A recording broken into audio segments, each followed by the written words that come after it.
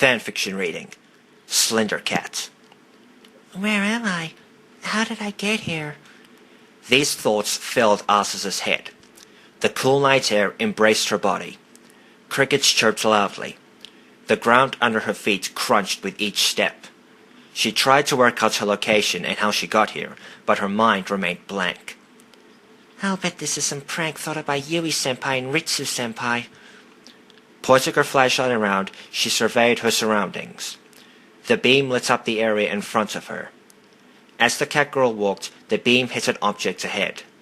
Stepping back, Asa shone her flashlight up. I think this is a silo. Walking around, a stained rectangular object caught her eye. Pointing her flashlight at it, she saw a sheet of paper stuck to the silo. As she investigated, a strange feeling filled her mind. I think I need to take this. Pulling the page off the wall, she looked closer. The words, "Help me," were messily scrawled down. This added to Asa's confusion. Where am I? Looking around, she called out. Hello? Yui-senpai, you can come out now. This joke isn't funny anymore, guys. The only reply were the chirping crickets. Determined to get to the bottom of things, she headed off again. As she walked, the cowhide couldn't shake the feeling that she was being watched.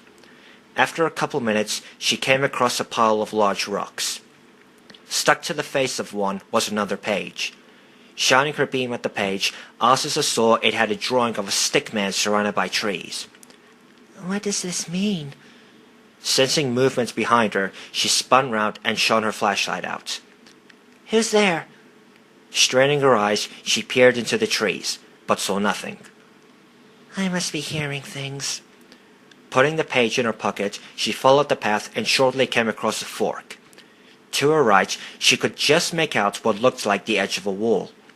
Deciding to see what was there, she headed over. As she looked it over, she saw that the wall was shaped like a cross. Her beam flashed over a rectangular object. It was another page. How many of these are there? Maybe if I find them all, I can get out of here.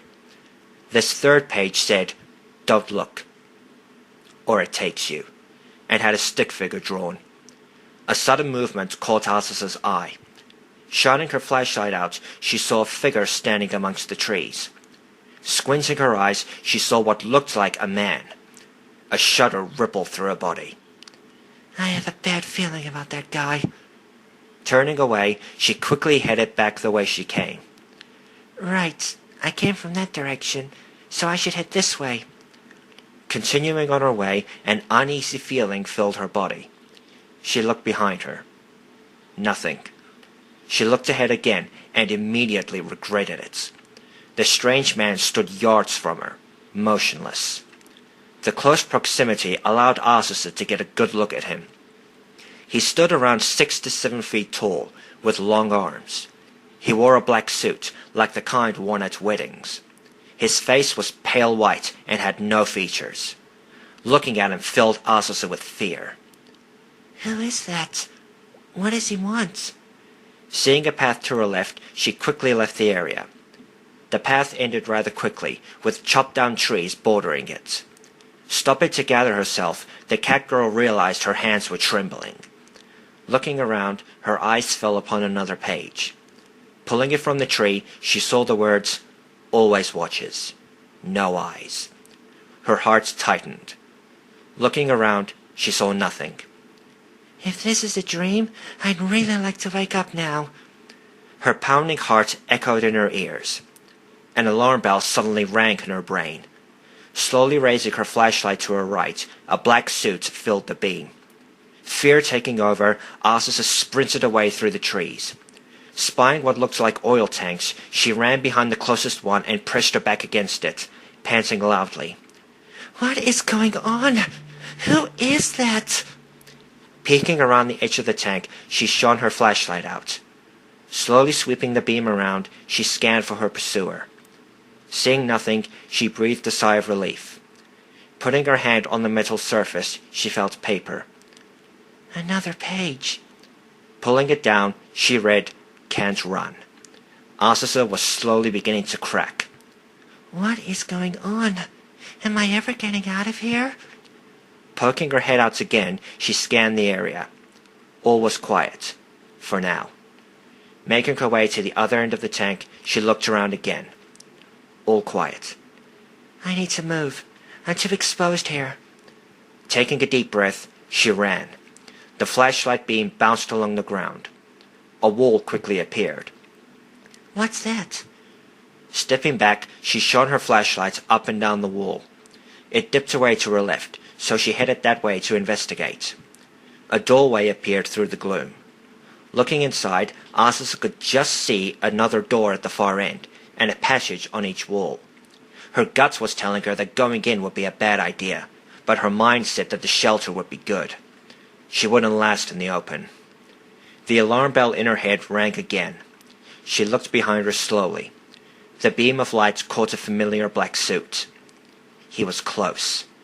Deciding indoors was better than outdoors, the Kawai hurried through the open doorway. A passage greeted her on either side. Which way do I go? The passages looked identical. Sensing that the man was nearby, she went right. Following the passage, she came to a fork. Great, another choice. Well, I went right before. Heading left, she rounded a corner and came to a dead end. Maybe this was a bad idea. Shining her flashlight around, she spotted another page. She pulled it off the wall. The contents made her blood run cold. The page had a tree, a stick figure, and the word follows. Does this mean I can't get away from him? Or it? As she started to turn to leave, her gut screamed at her to freeze. Stopping dead still, she felt a presence right behind her. Terrified, the cat girl dropped the page. Gulping, she ever so slowly looked over her shoulder. A white face filled her vision. The night air was then filled with a blood-curdling scream.